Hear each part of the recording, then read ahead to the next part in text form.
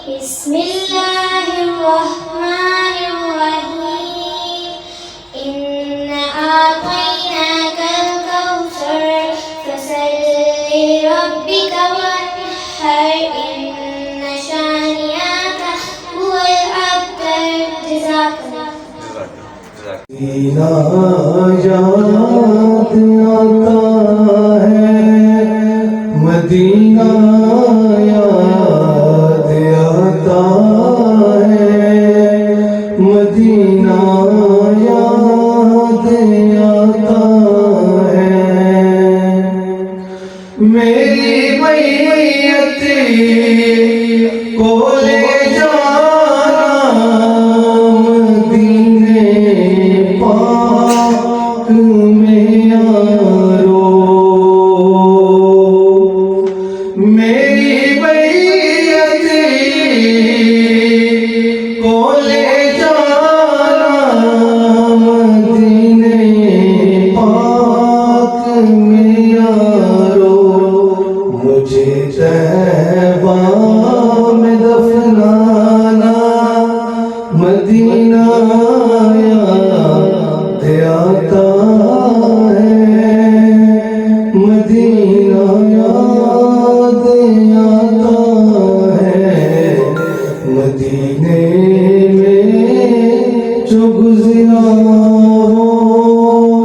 زمانہ یاد آتا ہے، مدینہ یاد آتا ہے. السلام علیکم جی، کیسے ہیں آپ لوگ؟ جی شرجیل بھائی کی کلاس آج ہو رہی ہے اور اس میں ہمارے بہت پیارے آپ کے ہمارے سب کے ہر دل عزیز ماسٹر شہزاد بھی آ گئے ہیں، تو تھوڑا سا لگے ہاتھوں ان سے بھی گپ شپ کرتے ہیں. السلام جی علیکم. وعلیکم السلام جی. آج کی کلاس شرجیل بھائی کی کیا یہ کہیں گے؟ ہمیشہ کی طرح ماشاءاللہ بڑی سکسیسفل اور بہت اچھی کلاس ہوگی، جس میں لرننگ کلاس ہے. ایسی سرجیل بھائی کی جتنی بھی کلاسز میں نے کی ہیں آؤٹ سٹی KPK میں بھی، اسپیشلی مجھے بڑا مزہ آتا ہے ان کی کلاس میں. سائلنٹ پروگرام، شور شابہ نہیں، اور بڑی لرننگ کلاس ہوتی ہے. اور مظفر آباد سے تک سے لوگ آئے ہوئے ہیں یہاں پہ کلاس لینے کے لیے. امید ہے کہ آج کی کلاس میں جی میں ماسٹر شہزاد صاحب کا مشکور ہوں کہ وہ ان ٹائم میرے پاس آ گئے، اور الحمدللہ اندر ہمارا ایونٹ جاری ہے. تربیلا سے، ڈوگ شہیدان سے، راولپنڈی سے، کلر شہیدان سے، اور مظفر آباد سے بھی ہمارا ایک بڑا گروپ آیا ہوا ہے. اور ہمارا اگلا ایونٹ جو ہے 15 جولائی کو سوات میں ہے، وہاں بھی ماسٹر شہزاد صاحب کا انتظار ہو رہا ہے. انشاءاللہ جی. خوش جہاں رہیں. جہاں بھائی ہوں گے ہم ساتھ. سر ایک پکچر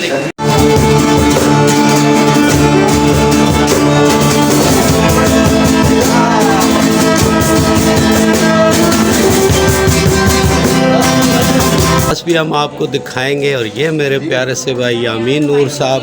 السلام علیکم. السلام علیکم ورحمۃ اللہ وبرکاتہ. کیسے ہیں آپ؟ شکر اللہ کا. یامین بھائی آج دل کر رہا تھا آپ ہی سے ابتدا کی جائے، جزاکم تو اللہ خیر. کلاس کے بارے میں کچھ ہمیں. بس ہمیشہ کی طرح کوشش یہ ہوتی ہے کہ لرننگ کلاسز ہوں، اور آج کی بھی میری کوشش یہ ہوگی کہ اس کو اس طریقے سے کنڈکٹ کیا جائے کہ یہ پراپر ایک لرننگ کلاس ہو، جس میں آنے والے بیوٹیشنس کچھ سیکھ کے جائیں. تو انشاءاللہ پوری کوشش ہوگی. بڑے اچھے مینٹورز آ رہے ہیں آج یہاں پہ سکھانے کے لیے، اور سیکھنے کے لیے بھی ابھی تک جو گیدرنگ ہے وہ بڑی سینسیبل ہے. آگے بھی انشاءاللہ بہتر ہوگا. کلاس شرجیل رحیم صاحب یہاں پہ کنڈکٹ کر رہے ہیں. آنے والوں میں میم رابعہ فیصل ہیں، سر چوہان ہیں، سر جگنو ہیں، ڈاکٹر عمران ہیں، and lots of persons, lots of mentors کے جو یہاں پہ آئیں گے انشاءاللہ، اور ایک اچھا سکھانے کا اور سیکھنے کا جو پروسیس ہے یہاں پہ کمپلیٹ ہوگا. بہت شکریہ. Thank you.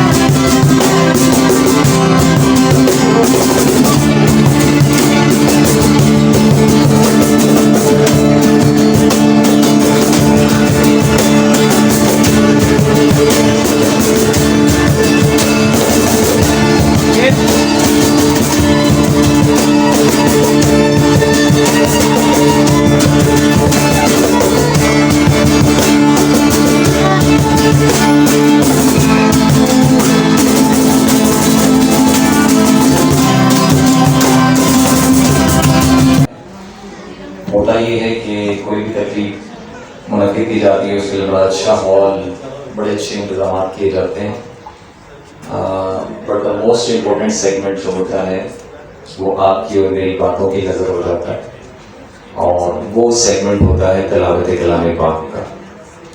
کسی قاری کو ہم بلاتے ہیں، پہلے 5-7 منٹ میں میں موبائل یوزر سے مخاطب ہوں، اس لیے کہ اس موبائل نے جس طریقے سے میری نسل کا بیڑا غرق کیا ہے، اب اس لیول تک واپس لانے کے لیے مدتیں درکار ہیں، اور ان ٹک ٹاکس کی وجہ سے اور ان ایکٹیویٹیز کی وجہ سے ہم اپنے اسلام سے بہت دور چلے گئے۔ غیر نے یہ دیکھا، انگریز نے یہ دیکھا کہ میں اس قوم کو شکست دینا چاہتا ہوں، لیکن انفارچونیٹلی احمد نواز صاحب ذرا مجھے جوائن کیجیے گا۔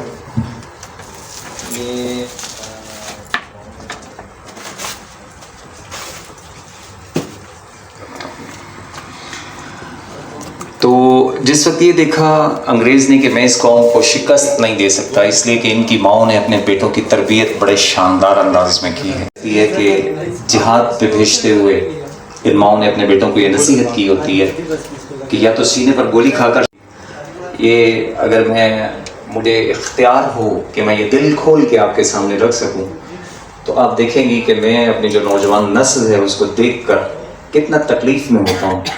سال کا ایک نوجوان تھا جس کا نام تھا محمد بن قاسم، یہ سندھ سے بہت میلوں دور کہیں بیٹھا تھا اور یہ حکمران تھا ایک اسٹیٹ کا، اور آپ میں سے کسی کو کچھ پتا نہیں ہوگا کہ who was the Muhammad bin Qasim and what he did، اس نے کیا کیا۔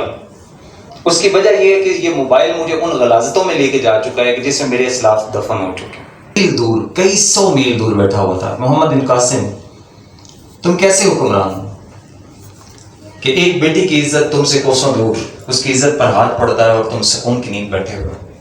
تو وہ شخص 17 سال کا نوجوان 17 ایئرز اولڈ پرسن وہاں سے چلا اپنے لشکر لے کر سندھ آیا، اور میں جو بات آج مجھے اسپیشل انسٹرکشنز ہیں آرگنائزرز کی طرف سے کہ میں اپنا لیکچر تھوڑا سا شارٹ کروں، لیکن جب میں بات کر رہا ہوتا ہوں کہ توجہ مجھے دے دیجیے گا 2 یا 3 منٹ کی، اگر بچے موبائلس میں ہوتے ہیں تو پھر مجھے کوشش کیا کریں جب لرننگ پروسیس ہو اس کو سیکھیے، آپ کیا ہیں، آپ کی پاورز کیا ہیں۔ بینگ اے بیٹی، آپ کی پاورز بتاؤں، آپ بیٹیاں ہوں گی کہ جو اپنے باپ کے دامن کو اس طریقے سے پکڑ لیں گے اور اللہ کے سامنے کھڑی ہو جائیں گے لٹرلی ضد کرنے کے لیے۔ مولا تو نے ہمیں حدیث شریف ہے کہ سرکار صلی اللہ علیہ وسلم کے تھرو ہمیں یہ میسج کنوے کیا تھا کہ جس نے 3 بیٹیوں کی پرورش کی، اسے ایک بیٹی کی پاور بہت بڑی پاور ہے، لیکن اس موبائل نے میری بیٹی کو، میری قوم کی بیٹی کو سرے راہ لا کے کھڑا کر دیا، جہاں وہ بے لباس ہو کر صرف اپنے ویورشپس کے چکر میں جو ہے وہ پڑے۔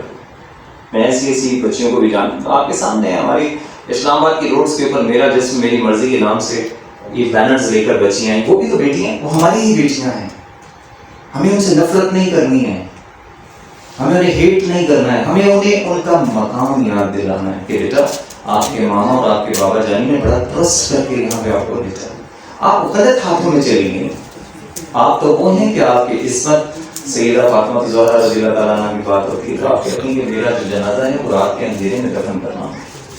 آپ کی منزلیں کیا ہیں، آپ کے ٹارگٹس کیا ہیں، آپ اس سے بہت دور کر دیے گئے ہیں، اس میں آپ کا بھی قصور نہیں ہے۔ اس لیے لاٹس آف جو لابیز ہیں وہ کام کر رہی ہیں، اور مسلمان تو کسی کو برداشت نہیں ہوتا، تو اس کی کوشش کیا کریں، کوئی بھی اچھی بات ہے تھوڑا سا غور سے سن لیا کریں۔